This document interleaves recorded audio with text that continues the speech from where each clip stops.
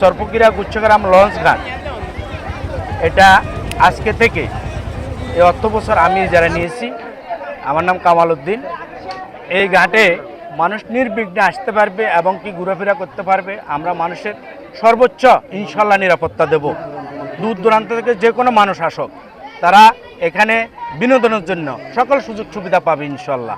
আমরা ঘাট পক্ষ থেকে সর্বোচ্চ সহযোগিতা করব এবং কি আরও নিত্য নতুন যেন বিনোদন পেতে পারে এই বিষয়ে আমরা সরকারের কাছেও একটা আবেদন জানাই আজকের এখান থেকে, যেন সরকার এখানে যদি একটু লক্ষ্য করে এই এলাকাতে একটা বিনোদন একটা স্পট হতে পারে। এটা অপার একটা সম্ভাবনাময় একটা বিনোদনের একটা স্পট হবে যদি সরকার এখানে নজরদারি করে। আর বিশেষ করে এই এলাকা উড়িষ্যার সাথে একটা সংযোগ আছে, ওইদিকে রাস্তাঘাটের বিষয়টা যদি সরকার একটু নজর দেয়, তাহলে রাস্তাঘাটের বিষয় যদি একটু সরকার নজর দেয়, তাহলে এই এলাকাটা আরও ডেভেলপমেন্ট হবে, আরও একটা অপার সম্ভাবনাময় আমরা দেখতেছি। এখানে অনেক পর্যটক আসতেছে এবং কি ভবিষ্যতে আরও বেশি আসবে।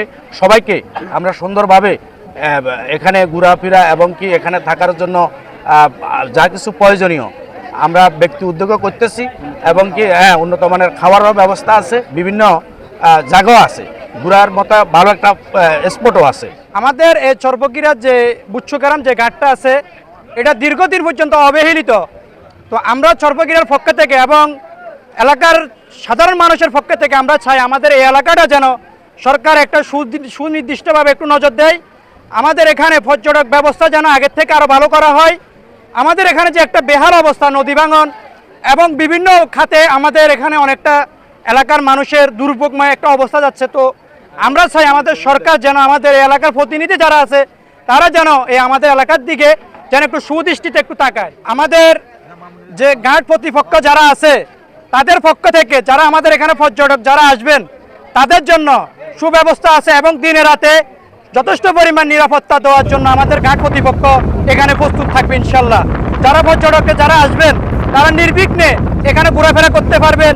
এটা আমাদের ঘাট পক্ষ যারা আছে যারা নিয়েছে তাদের পক্ষ থেকে আমরা তাদেরকে নিরাপত্তা দিয়ে যাবো ইনশাল্লাহ।